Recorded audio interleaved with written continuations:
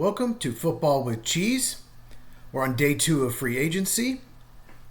In this video, I'm going to go over the Laremy Tunsil deal from Houston to Washington. Make sure you are subscribed so you never miss a video, because anything crazy happens, I'm going to do an instant reaction. I didn't even do notes for this one. I just want to get right into it. If you did not know, the Houston Texans traded left tackle Laremy Tunsil, I have it here, and a 4th-round pick to Washington. 4th-round pick is this year.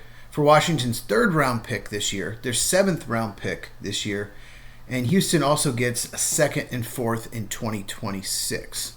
Okay, so let's start with Washington.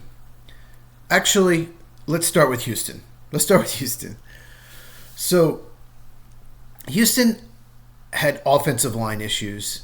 It was obvious in a lot of big games. Anytime they went up against a team with a good defensive line, Stroud was running for his life. C.J. Stroud, the Texans' young quarterback. They drafted Kenyon Green in the 1st round in 2022 draft. 3 years ago. A guard. Has been a total bust. In fact, they just traded him for Eagles safety. More on that in another video. But he was a total bust. He was a disaster last year. But Laremy Tunsil was so good on the left side. Great pass protector. One of the best pass blocking left tackles. Not a great run blocker, but it's not that big a deal when you're a left tackle. 2 years left on his contract. And so I was shocked. Because the Texans do not have a good offensive line anyway. And you just trade away not only your best offensive lineman, your left tackle, your blindside protector for C.J. Stroud. So why did they do this? They don't have a great salary cap situation. This clears a lot of money off their books. He was probably going to want a contract extension. They probably weren't comfortable doing that. Why not trade him when he's still playing a high level, get what we can for him? So maybe that's their thinking. We want to get younger. We had all kinds of issues on the O-line last year. It's not going to be a quick fix. Maybe it takes a few years, a couple drafts. So we'll just get all these extra draft picks, added a little this year, added much more next year. I'm a little surprised they didn't get more this year. You want to get draft picks that year. They're more valuable. A 2 and a 4 next year is great, but you have to wait till next year. So it'll be a year and a half before those guys even take a snap. Some people criticize this trade, saying they should have gotten a 1st-round pick. I don't have a problem with it. I just think only getting a 3rd and 7th this year and giving up a 4th, that's not a lot of capital this year. That's the big criticism I have with this trade, is they should have gotten more this year. But day 2 picks are very valuable. So I don't mind the compensation. It's probably the best offer. So I get that. Here's the thing, though. Blake Fisher was one of the Texans' 2nd-round picks. They had 2. He was the 2nd one. He's an offensive tackle from Notre Dame. He should have stayed another year. I thought he was more of a 4th-round pick, like developmental player. But he came out, and the Texans reached for him, in my opinion. Took him in the late 2nd round. He was awful at right tackle.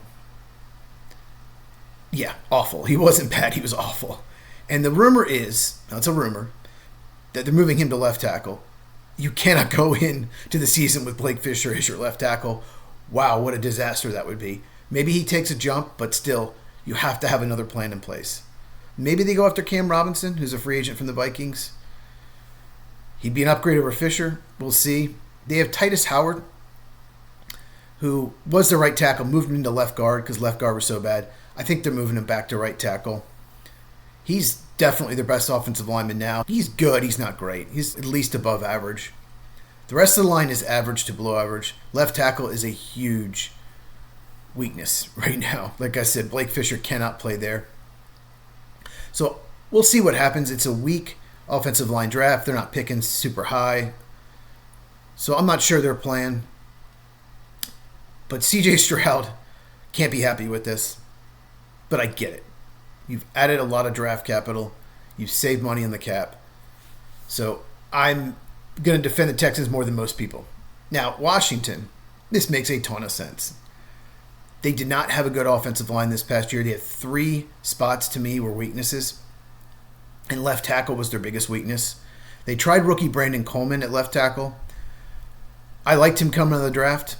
I watched him play a lot because I thought he fit the Packers system, so I was studying him.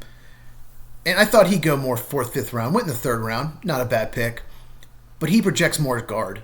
So I think they're going to move him into left guard because he did struggle at left tackle for Washington. It was evident in that Eagles game. They needed an upgrade at left tackle. So go out and get one of the best pass blocking left tackles. And Washington has a ton of cap room. So they can absorb his contract and they can probably extend him if he wants. So really good move for Washington. Their offensive line is better. You've probably upgraded 2 spots. Left tackle with Tunsil and moving Coleman into left guard. So good move for them. And they did lose draft capital, but they keep their 1st round pick. They keep their 1st round pick next year. I would like to see them maybe trade down once or twice, get some of those picks back next year. So we'll see. All right, so comment down below. Who do you think won the trade? Obviously, Washington in 2025 will have won the trade. But who do you think will win the trade long term? Let's go with that. Do you like the Texans getting younger, ditching the salary, getting all this draft capital? Or do you like Washington getting a franchise left tackle and going for it this year? Like I said, put that in the comments. Like this video. Likes help. Comments help. We're growing this channel. I think we're up to 62. It's awesome. Love you guys. Really appreciate it. I have more recaps coming from free agency. Like I said in my last video, I'm going to take like the AFC North, NFC North in one video and then do AFC West, NFC West in another. There'll be 4 total videos. Talk about each team for about a minute, so 8 to 10 minute video. Just breaking it all down, my instant thoughts and what I think they should have done or didn't do, stuff like that. So if you have not, please subscribe and hit the bell for notifications, and I'll see you in the next video.